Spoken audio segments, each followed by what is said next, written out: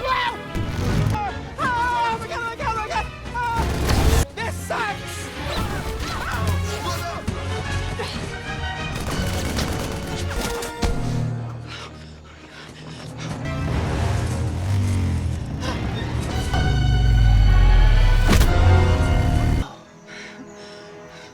Come on! Zoscaprak, you have my weapons. Oh, get down. Feel no. What's this? You gonna kill him with that? You got a better idea? Oh, shoot. Nice work.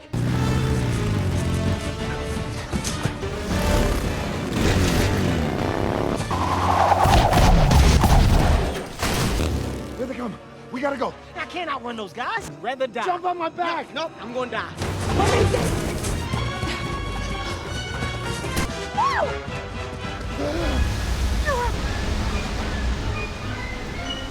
Right now, but that. Jump! We don't even know how deep that water is. We gotta go! No.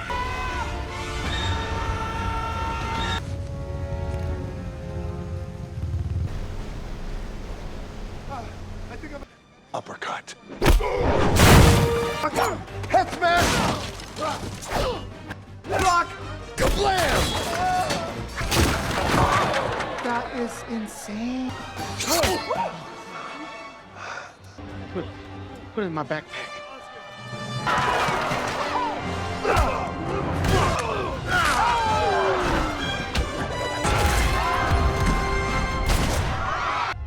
Hello, Doctor.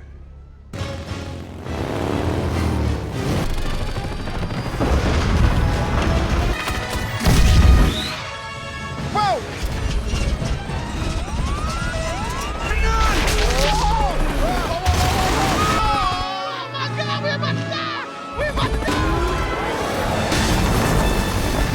Busted!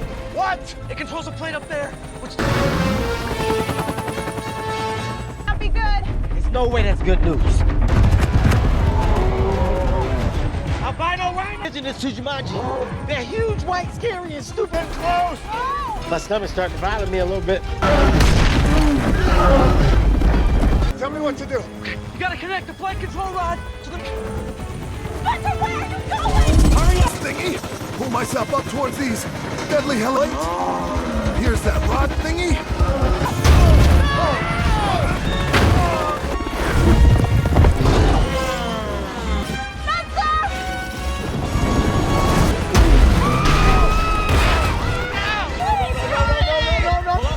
Got it!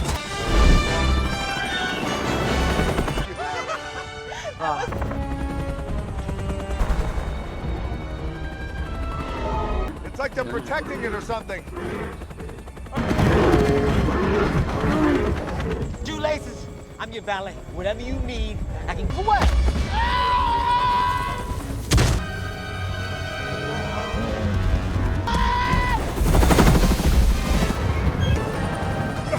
Turn this around!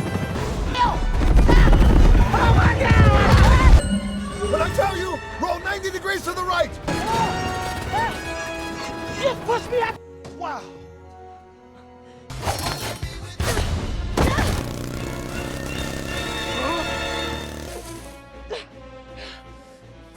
Got you. Go.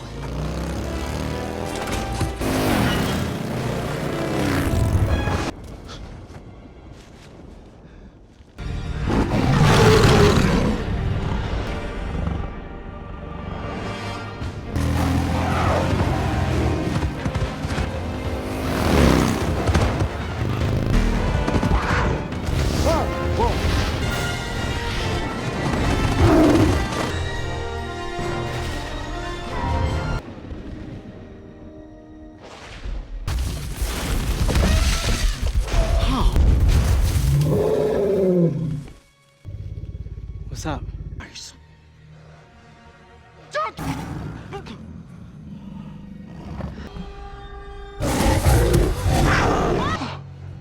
I can't do that. Because I don't have it! Zoo up!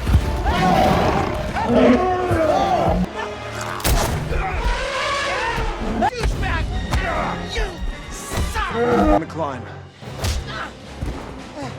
Trust me. I'll get it to you. Okay. Go. Go, Martha!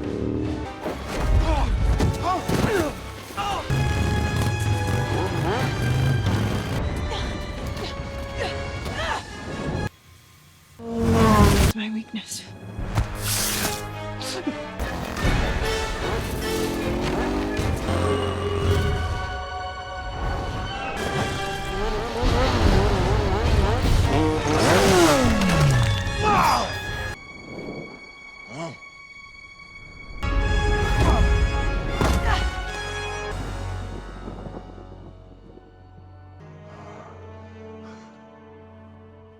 Jumanji!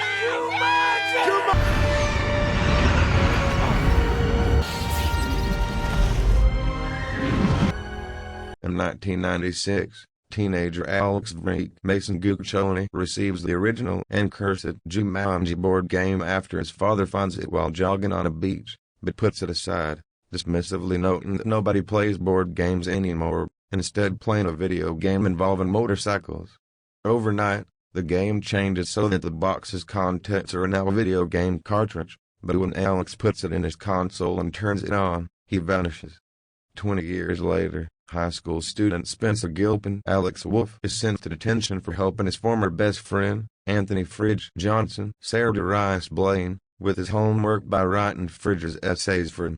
They are joined by Bethany Walker, Madison Iceman, a beautiful girl who was caught talking on her phone during the quiz, and Martha Capley Morgan Turner, a socially awkward girl who objected to being made to participate in gym class. For detention, they're charged by Principal Bentley Mark Evan Jackson with removing the staples from discarded magazines in an old storage area, but Spencer discovers the console containing the Jumanji game and convinces the others to play it with him. They are unable to access one of the 5 player options, a pilot, but once all 4 others have been selected, the game draws them all inside it. Finding themselves in a jungle, all 4 are shaken to realize that they have become the avatars they chose for the game. Spencer finds himself turned into Dr. Smolder Bravestone Dwayne Johnson, a muscular archaeologist. Fridge arrives into the game as Franklin Moose Finbar Kevin Hart, an expert zoologist, but Fridge is upset that his avatar is a foot shorter than he normally is. Martha becomes Ruby Roundhouse Karen Gillan, killer of men. Bethany is now Dr. Shelley Oberon Jack Black, a cartographer that Bethany mistook for a woman because the description read curvy genius, and she becomes horrified upon seeing a reflection. The 4 freak out as they realize they are in the game. Almost immediately, Bethany is suddenly eaten by a hippopotamus that emerges from the river, but she swiftly reappears after falling out of the sky. Fleeing from a stampede of hippos, the group encounter Nigel Reese Darby, whose repetitive responses help Spencer identify him as an NPC non-player character who tells them that they have come to Jumanji in the context of the game in response to a letter Nigel wrote to Spencer's avatar. The letter explains that Nigel was part of an expedition by explorer John Hardin Van Pelt, Bobby Cannavale, to claim the legendary gem, the Jaguar's Eye. Removal of the gem from the large jaguar statue granting Van Pelt control over the animals of Jumanji. In order to complete the game, the players must return the gem to the jaguar statue and call out Jumanji. With those instructions given, the group are dropped off outside a forest, where it is revealed that Bethany alone can read the map Nigel gave them, the map directing them to the next stage of their quest. They are subsequently attacked by Van Pelt's men on motorbikes, but manage to escape by fleeing through the trees and jumping off a cliff into a river. After emerging from the river, Martha realizes that she has been shot, but returns to the group immediately after her avatar explodes. Examining a series of line tattoos on their forearms, which originally consisted of 3 bars where Martha and Bethany now only have 2, Spencer realizes that these bars indicate the number of lives they have in the game, guessing that they will die for good, both in the game and in the real world as well, once they lose all 3 lives. While traveling to the bazaar where they will receive their next clue, an argument between Spencer and Fridge over Fridge's perception of Spencer's role in this problem results in Fridge pushing Spencer off a cliff, costing him 1 of his lives.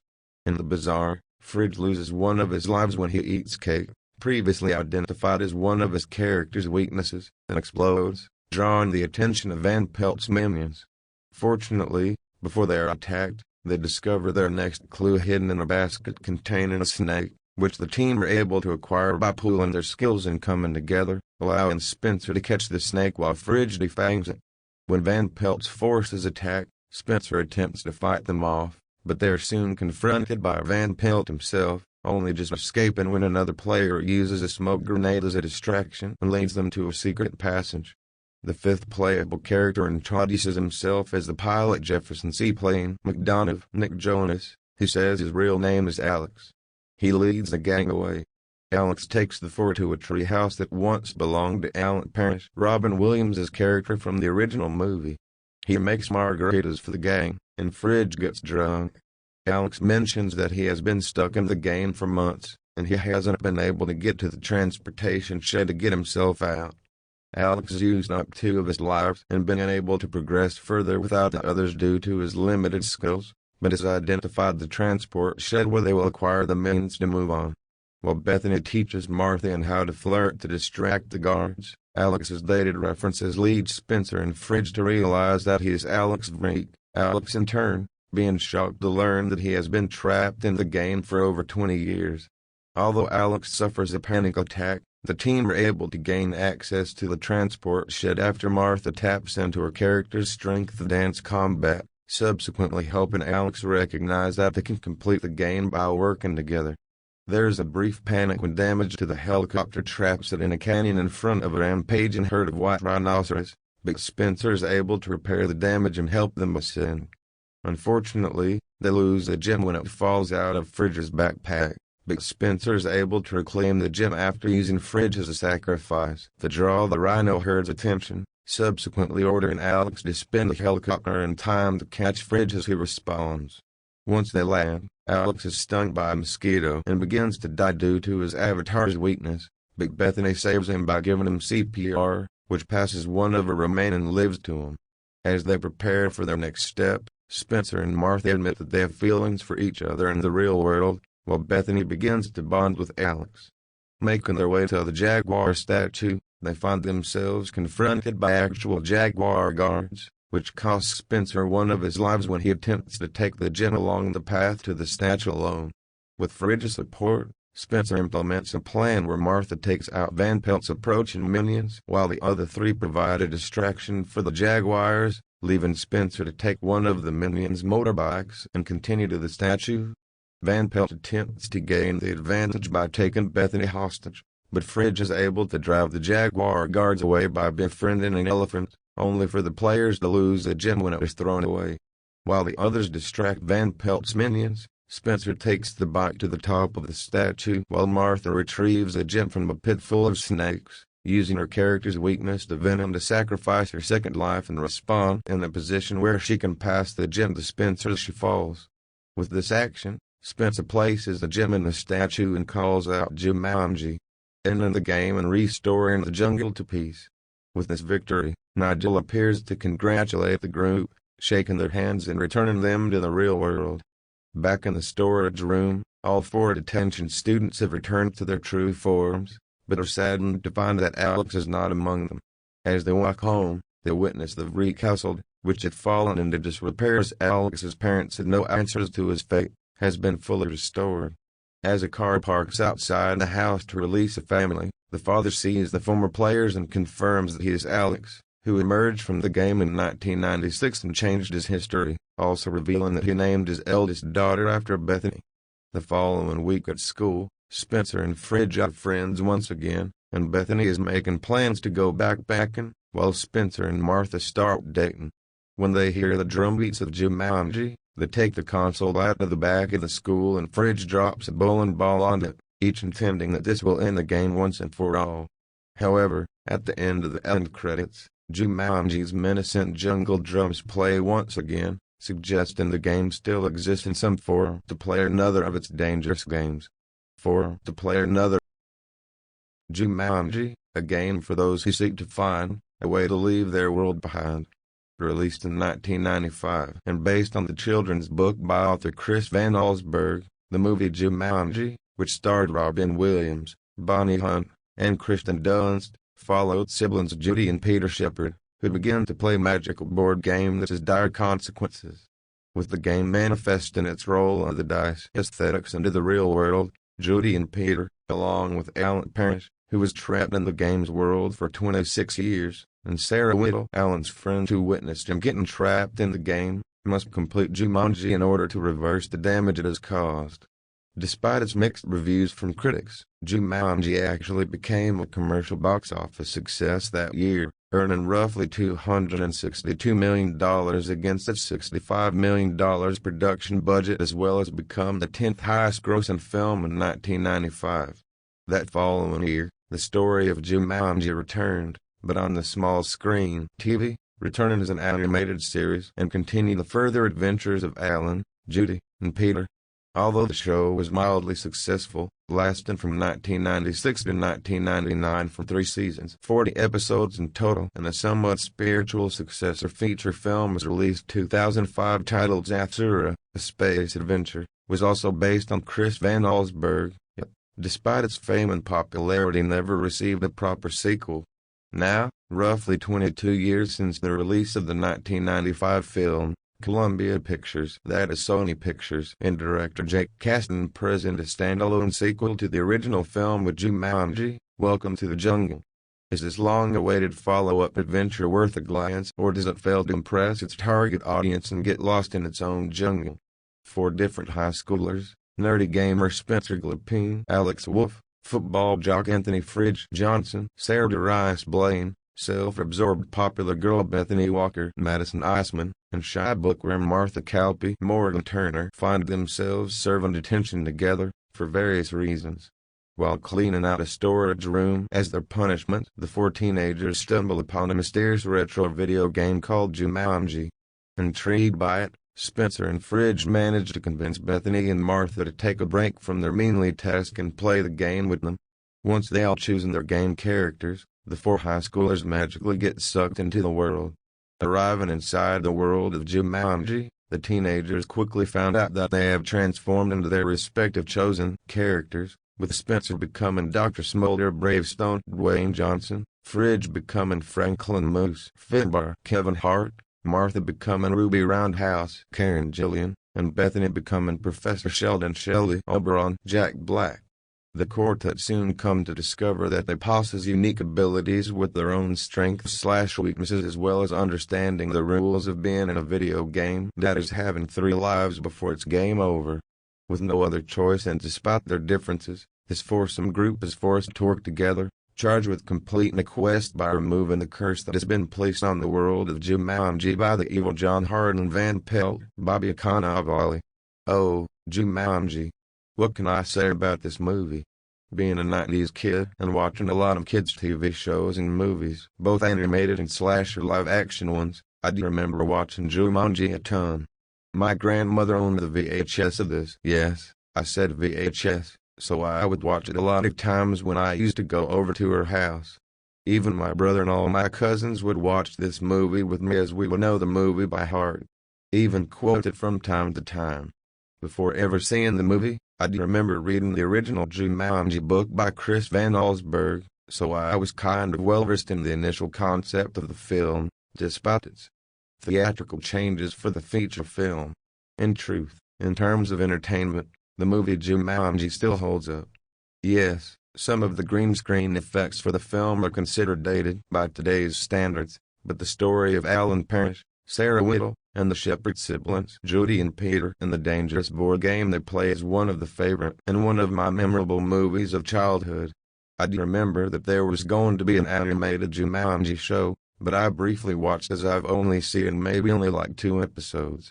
As for Zathura, A Space Adventure, Jumanji's spiritual successor in both Van Allsburg's original book and the film, I thought it was an okay/good kids movie.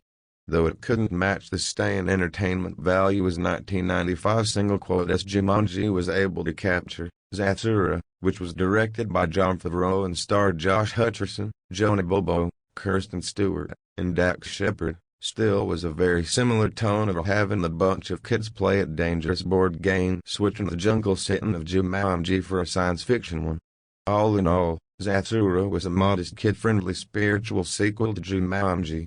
This, of course, brings me back around to my review for Jumanji, Welcome to the Jungle.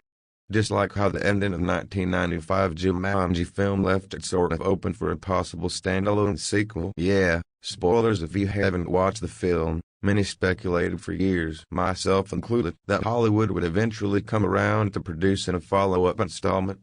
It took them more than 20 years, but a Jumanji sequel has materialized with Jumanji Welcome to the Jungle. However, to be honest, I wasn't quite impressed with the news that Hollywood was gonna make a sequel to the beloved 1995 film, especially after seeing the two theatrical trailers for this new 2017 film. Yes, I liked all the actors that were attached to them: Johnson, Hart, Gillian, Black, but the new film, judging by the movie trailers, didn't feel like it was a good idea, especially if you take into account of all the recent long-awaited/belated sequels that failed to impress both critics and fans alike. Thus, it was really skeptical about Welcome to the Jungle, but I was still curious enough to see how this movie ultimately shaped up to be. So, I decided to see the movie in theaters to see if all the inherent hype for this it was being touted as one of the big movies to see during the 2017 holiday season. So, what did I think of it? While the movie falters with its shallow narrative waters, Jumanji Welcome to the Jungle succeeds in being mildly entertaining thanks to the movie's cartoonish humor and its on-screen chemistry within the film's four leads. In short, it's made for today's youngsters rather than nostalgia adults, which is both good and bad. Welcome to the Jungle is directed by Jake Kasdan, whose previous directorial work includes films like Bad Teacher, Sex Tape, and Walk Hard, The Dewey Cox Story. Interestingly, Kasdan and the film's writers, Jeff Pinkner, Scott Rosenberg, Chris McKenna, and Eric Summers, presents this newest film by speaking to a more modern audience, updating the premise of playing the Jumanji game on a 90s-style video game console rather than a board game. I mean, millennials playing a board game does seem far-fetched. Lol. This also includes taking a different stab of actually playing the game, taking us, the viewers, inside the world of Jumanji and presenting a classic video game aesthetic that is avatar characters, strengths/weaknesses, a player having 3 lives, a villainous bad guy, droves of unnamed henchmen, dangerous pitfalls for players to navigate through, etc. Additionally, Kasdan, for the most part, keeps the movie light and kid-friendly, keeping the adventure of the 4 detention high schoolers who are trapped inside a video game something entertaining for the tween crowd that is nothing too scary nor violent, which keeps up the film's rating PG-13. Kasdan also keeps the tale being told moving at a brisk pace, which makes the film's runtime, minute shy of being 2 hours long, go by fast. This means that Welcome to the Jungle, a non-stop barrage of jokes, gags, and action-style sequences, which again speaks to the younger generation of its viewers as well as making it a breezy and somewhat entertaining to watch, albeit a predictable narrative that unfolds. In terms of filmmaking presentation, Welcome to the Jungle presents itself in a positive light, keeping up with the industry standards of a 2017 movie by means of usage of visual effects in its set layouts. Thus, certain production members, including Owen Patterson, production designs, Gula Pados, cinematography, and Laura Jean Shannon, costume designer, should be worth mentioning for their work on this project. Even the movie's score, which was composed by Henry Jackman, is also worth noting, producing some rousing adventurous moments throughout the film, adding to the film's action/dramatic moments. Unfortunately, Welcome to the Jungle does stumble in certain areas, which makes the film falter from reaching greatness as a standalone sequel installment. For starters, this long-awaited follow-up feature lacks the dramatic/emotional substance that the original 1995 film was able to craft and invoke. Kasdan, as well as the film's screenwriters, take a few avenues in the movie's narrative at hitting some more emotional moments, but they never scratch the surface. Thus, the story's plot seems a bit shallow, never developing beyond its initial premise. Despite the film taking a route of learning a moral lesson that is working together, the film just feels hollow in comparison to the 1995 movie, which had more emotional/dramatic poignant scenes. Also, to be quite honest, I found that Welcome to the Jungle was nowhere near as creepy as the original film. Yes, the original Jumanji movie wasn't dark by 90s standards, but it did in those scary moments of when the game manifested itself into the real world by whatever piece it landed in the roll of a dice. Chances. It landed. But it did in those scary moments of when the game manifested itself into the real world by whatever piece it landed in the roll of a dice. Chance scenario. I mean, the scene with the spider or the lion. That was pretty scary, especially to me when I was 9 years old. Even today, the 1995 film is much more darker in comparison to this 2017 film. Thus, the scary level of actually playing the Jumanji game in Welcome to the Jungle doesn't seem as impactful. Additionally, the mythology of Jumanji is never fully exposed. Welcome to the Jungle gives viewers a chance to literally step into the world of Jumanji, but the movie never explores its fictional history, locales, and other nuances beyond what's important to the film's main narrative. This, of course, is a shame as I feel it misses an opportunity to expand upon the mythos of this jungle fantasy world. In conjunction with those ideas, the characters, despite being played a solid actor, are, for the most part, underdeveloped and shown in a cookie-cutter way of one standard trait. This means that these characters are not as interesting or intriguing or even fully developed than any of the characters presented in the original Jumanji film. Perhaps one of the main highlights of the feature is found within the film's cast as Welcome to the Jungle main leads are up to the task at making their performance memorable within the movie's video game avatar context. Naturally, of the four, actor Dwayne "The Rock" Johnson gets the most prominent screen time playing the Spencer's Jumanji avatar Dr. Smolder Bravestone archaeologist and explorer.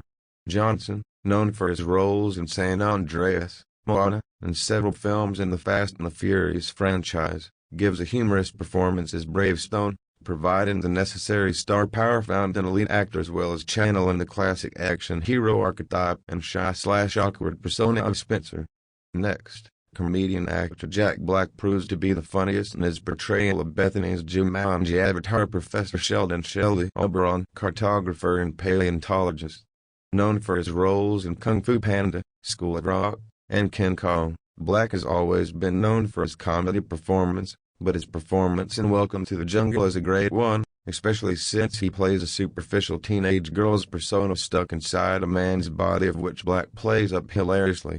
Behind him is actress Karen Gillian, who plays Martha's Jumanji avatar Ruby Roundhouse, commando and martial arts/dance fighter. Gillian, known for her roles in Guardians of the Galaxy, The Circle, and Doctor Who, Gillian does make a surprising memorable role as a character of Ruby Roundhouse, which channels a 90s era Lara Croft-esque archetype.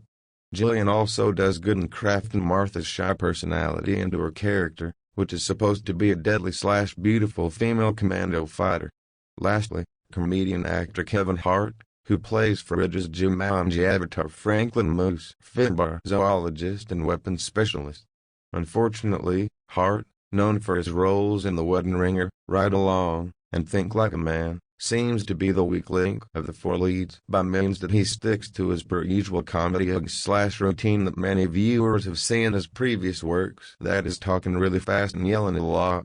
That being said, much like their collaboration together in Central Intelligence, Hart does have great on-screen chemistry with Johnson, which does show in most, if not all, scenes when the pair share the screen in Welcome to the Jungle.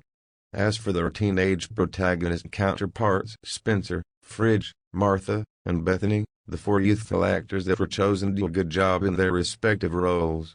This includes Alex Wolff, My Big Fat Greek Wedding 2 and Patriots Day as the nerdy Spencer Glepine, Sarah Darius Blaine, Survivor's Remorse and Camp X-Ray as a football jock as Anthony Fridge Johnson, Morgan Turner and Vince Bull in Remember Me as a shy teenager Martha Calpe, and Madison Iceman, still the kin in Late in America as superficial popular girl Bethany Walker. As accessible and commonplace are these high school archetype personas, the problem is that the movie doesn't give much time to them, the four young actors, beyond their initial character persona setup, which only bookends Welcome to the Jungle at the beginning and at the end of the film.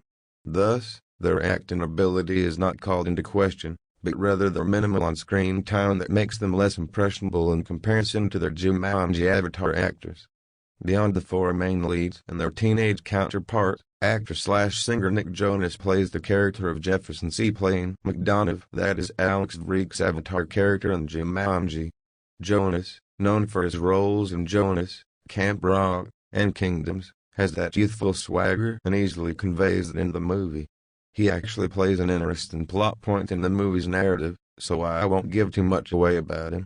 Suffice to say that Jonas is solid as Alex and work well when he's on screen with the other four leads, sharing a good on-screen chemistry with them. In the villain category, actor Bobby Cannavale plays the main antagonist of the film as the character of Russell Van Pelt.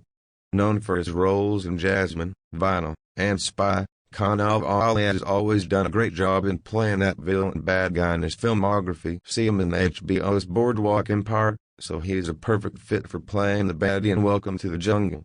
Plus, I did like how they used the name Van Pelt, aka a nod back to the original film, with actor Jonathan Hyde playing the character of Van Pelt in that story. However, the character is written flat as a stereotypical video game bad guy. Whether that's by design or just an inspiring/lazy writing, Van Pelt is just a generic baddie, complete with supernatural-ish powers. Even the film's climatic ending fails to capture the true villainy of what Van Pelt could have been, which is a shame. Rounding out the cast in minor supporting roles are Reese Darby, Pirate Radio and Yes Man as a Jumanji NPC character of Billingsley, and Mark Evans Jackson, Kong, Skull Island and The Good Place as Principal Bentley, a high school principal who makes Spencer, Bethany, Fridge, and Martha clean up the school's basement as part of their detention, which sets the movie's events forward. Lastly, Welcome to the Jungle does pay a somewhat homage to the late actor Robin Williams' character of Alan Parrish from the original 1995 film. However, while I'm not going to spoil what is in the movie, I personally felt a bit let down. After all the internet hype for this particular scene, that is reading many articles that casting was gonna feature do something special for Robin's character, it really didn't amount to anything really grand or really important, which was what I was explaining it to be. I don't know. Maybe I was reading into it too much. For 2 decades, the game of Jumanji went untouched, but the game always finds a way, ensnaring a new generation of youthful players in the film Jumanji, Welcome to the Jungle. Director Jake Kasdan's newest film presents a new generation of movie viewers to the cinematic world of adventure and danger, giving the classic board game and its film franchise with a new look and feel. While the film can't quite measure up to the overall thrills and dramatic/emotional moments that made the first film memorable, as well as some other lacking areas, the film's presentation is engaging and the 4 main leads of the feature provide enough laughs and entertainment value to give this movie a go. Personally, I thought this movie was somewhere between fairly good to good. It definitely had a few problems and didn't overtake the first film, but it was a fairly satisfying because of the chemistry between the 4 leads. Thus, I would say that this movie is both recommended due to the film's appeal for most ages, tweens to adults, but also an iffy choice as some fans of the original film will have mixed feelings about this feature. In the end, Jumanji, Welcome to the Jungle will be a moderate sequel of updating the 90s classic that doesn't hold emotional substance weight, but handles itself well in its action comedy aspect. Much like video games, Jumanji, the game, has changed to fit the new generation of players. Whether that's a better to fit for a modern audience or just sticking with old school nostalgia of the first film is up to the player/moviegoer, if you know what I mean. Player/moviegoer,